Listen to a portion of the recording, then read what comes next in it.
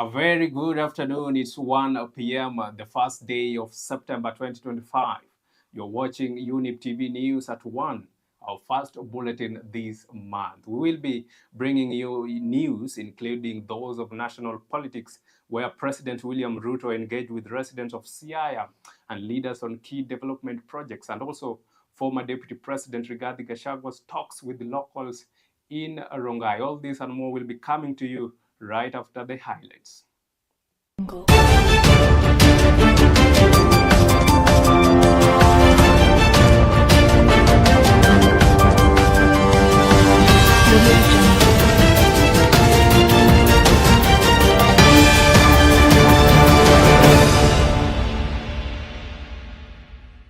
Pesa yote inaweza potea kwa nyumba yako kama wewe hujui nani ameiba hiyo pesa. Ukweli uongo? Kwa hivyo huyu rais lazima awe raia in 2027.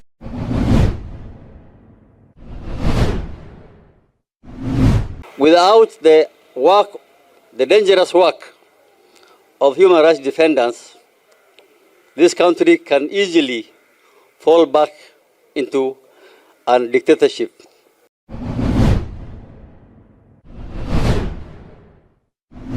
Kukosa tumekosa amani. Sisi ni mmoja wenye wamechomewa nyumba na tumeenda kutafuta amani.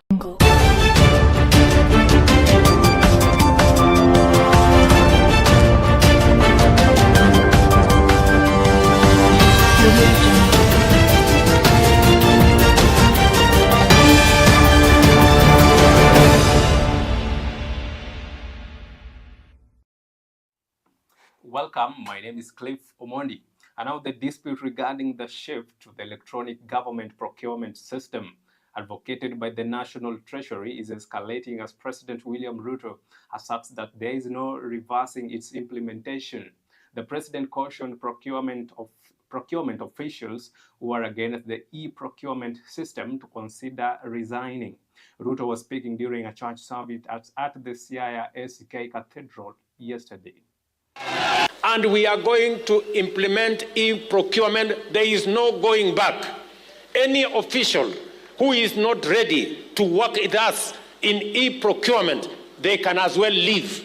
Waondoke kwa serikali, waende watafute kazi nyingine. My plea to the accounting officers, don't listen to your procurement officers because they don't want to let go where they have been stealing public funds. Kuna watu wengi wamezoea kandarasi ya ukora.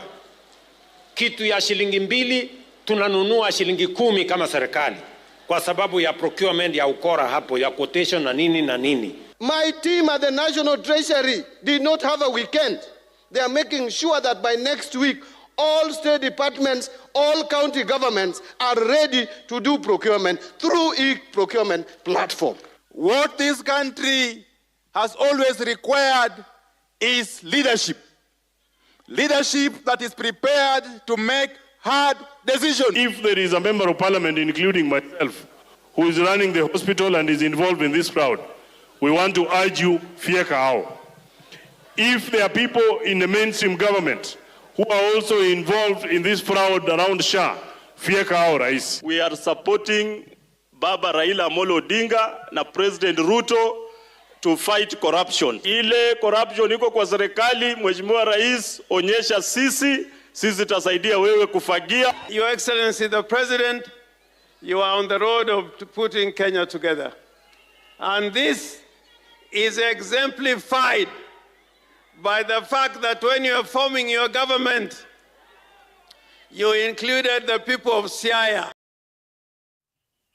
And now the Independent Policing Oversight Authority, IPOA, has reiterated its dedication to seeking justice for victims of police abductions, unlawful killings, and enforced disappearances, even in the face of significant institutional challenges. IPOA highlighted that its role is to carry out professional investigations and suggest suitable actions to the Office of the Director of Public Prosecutions, or DPP, against police officers accused of serious offenses, including murder. Without the dangerous work of human rights defenders, this country can easily fall back into and dictatorship. So we owe them a lot of thanks for their courage, for their dedication and their commitment to ensure that we hold the government accountable.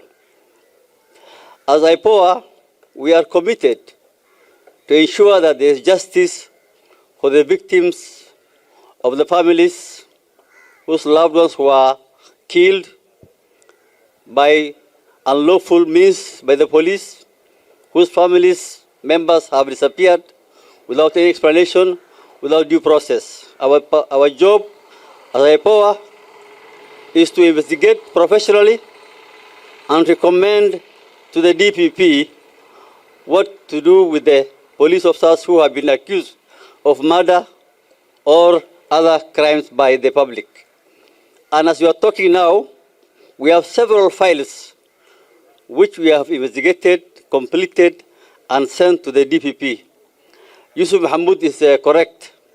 He knows he has the data, what we have told him, and he was there with us yesterday when we had a very useful engagement with the DPP in front of all the other criminal justice players.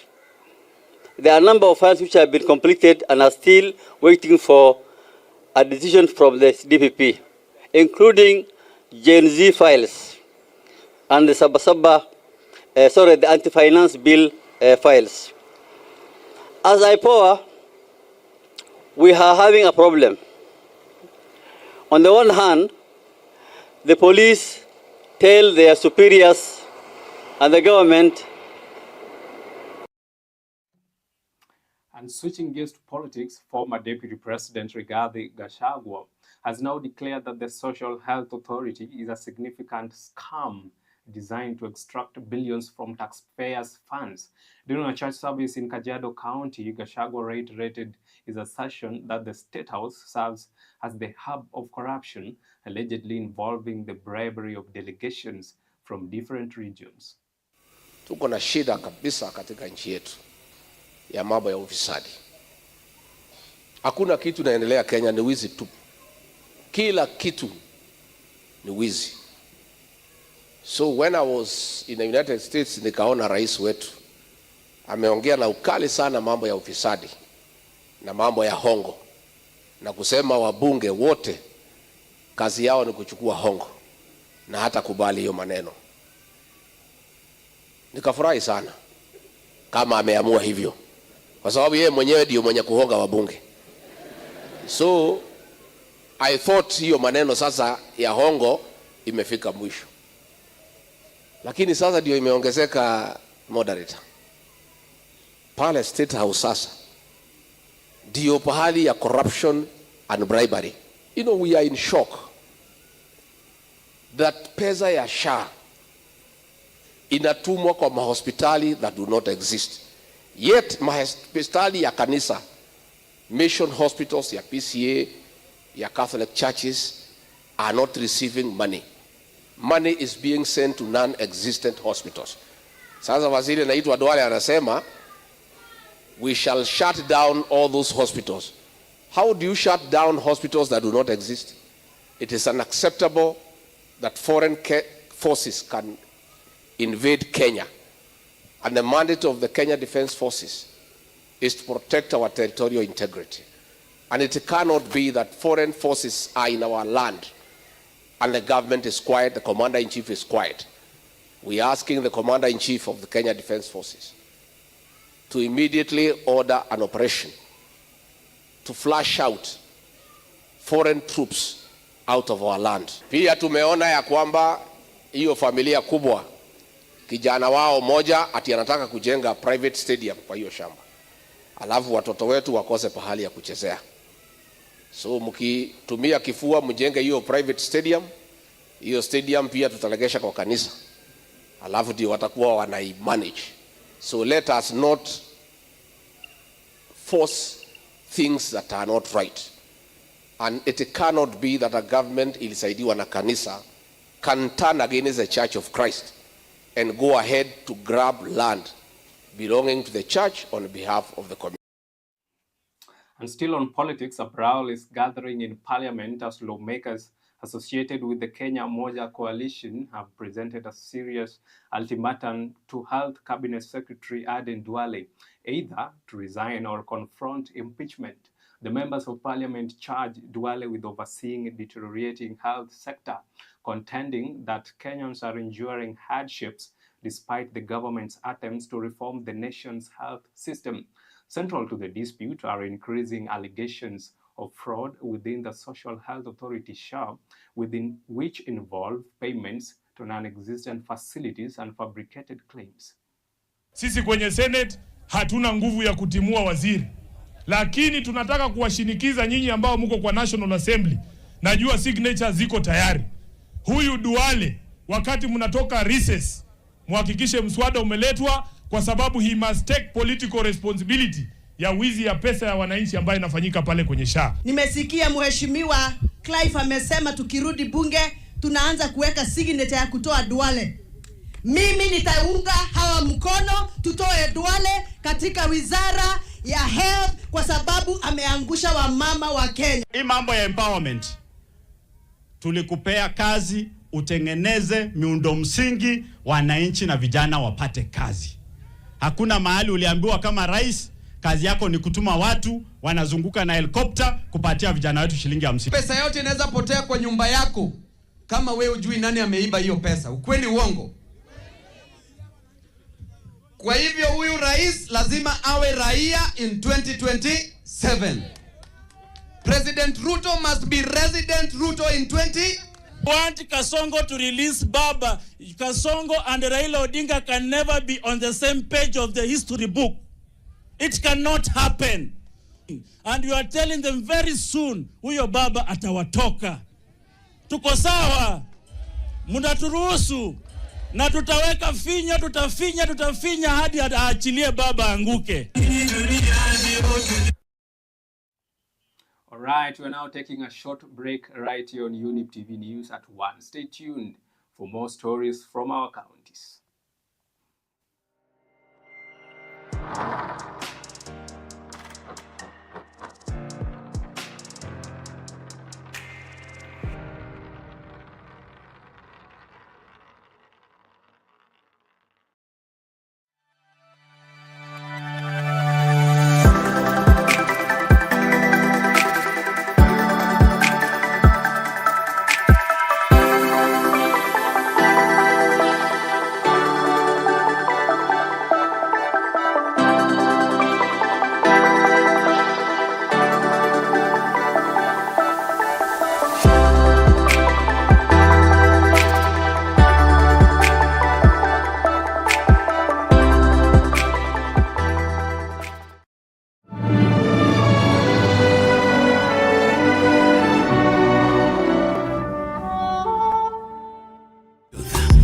Ever the best. Hallelujah.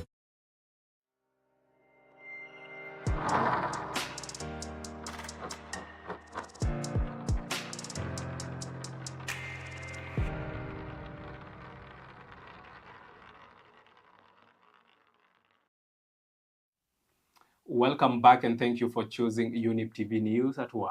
Now the situation remains tense in Tipis village on the Narok-Nakuru border, where one person has been killed and 8 others injured in tribal clashes that broke out in the area.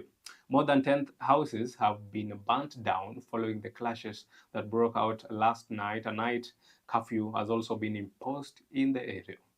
Kosa tumekosa amani, sisi ni mmoja wenye wamechomewa nyumba na tumeenda kutafuta amani. Lakini yale mambo nilishuhudia usiku sijawahi shuhudia. Watu zaidi ya 200 walivamia center maploti yetu na mpaka kujeruhi wengine wesetu.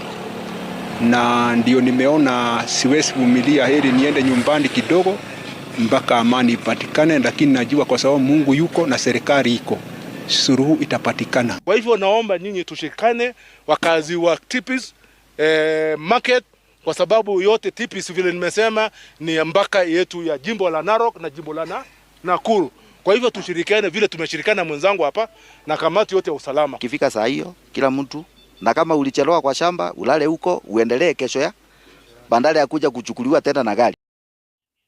And in an exhilarating exhibition of devotion and skill, more than 1,000 participants from the Catholic Mines Association, CMA, representing 4 deaneries in the Kiambu Zonal C region, convened for a vibrant musical showcase. The event, titled Mahujaji wa Matumaini, or Pilgrims of Hope, transcended a mere singing contests. It served as a spiritual festivity motivated by the late Pope Francis' vision of spreading the gospel through music.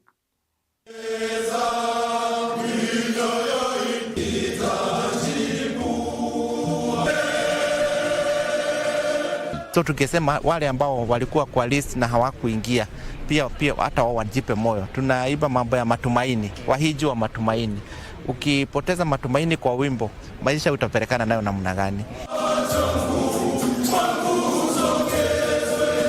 Matayarisho sasa hapa ni kujitayarisha kwa the next level ambayo ni the finals za Archdiocese on 1st of November.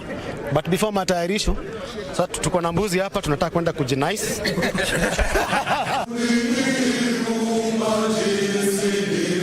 It has taken a lot of time, sacrifice, kujinyima na ndio tuweze kupata hii kikombe na kufuata maagizo ya walimu wale wamekuwa na sisi.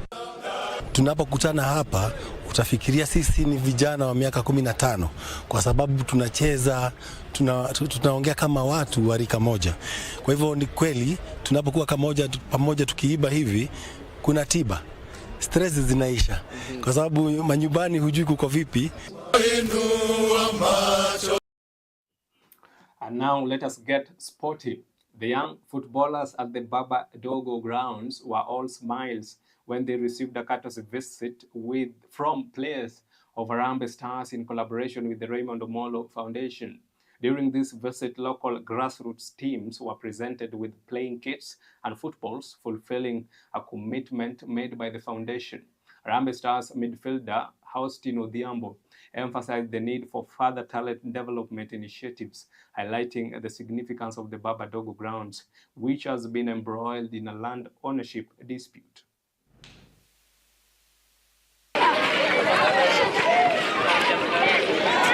It's our hope here in Baba Dogo because so many of the kids put their hopes here because so many of them are talented. Alafu kiangalia watu kama sisi pia tumetoka hapa. So ni muhimu sana kiwanja kaa hii kibaki. As I said, ina reduce vitu mob sana. Cause ni mtaa, ina reduce crime cause crime pia inakam na idleness. Imefika sasa inahitaji viongozi kama Raymond Omolo. Si Raymond Omolo peke yake, wasike mkono wawe viongozi wengi. Juu hii kitu hatuta change na mtu mmoja, tunataka wawe wengi pia wafanye kitu Raymond Omolo anatenda. Wawe wengine pia waende Dandora, wengine waende Kwangare, wengine pia waende hata Kakamega.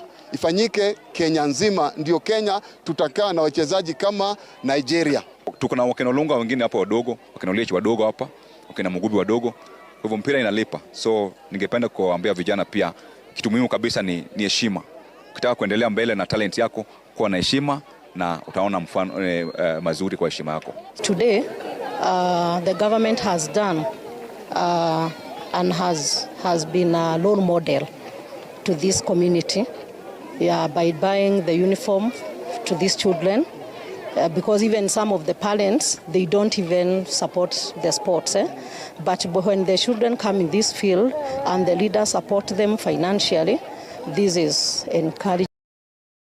And that brings us to the end of our 1 p.m. news bulletin. We'll be following major stories and share updates as they come in. Thank you for watching and don't miss our upcoming shows and programs, including the 9 p.m. bulletin with Alfonso Umar right here on Younib TV. I'm Cliffe Omondi, and from all of us at Younib, have a lovely afternoon.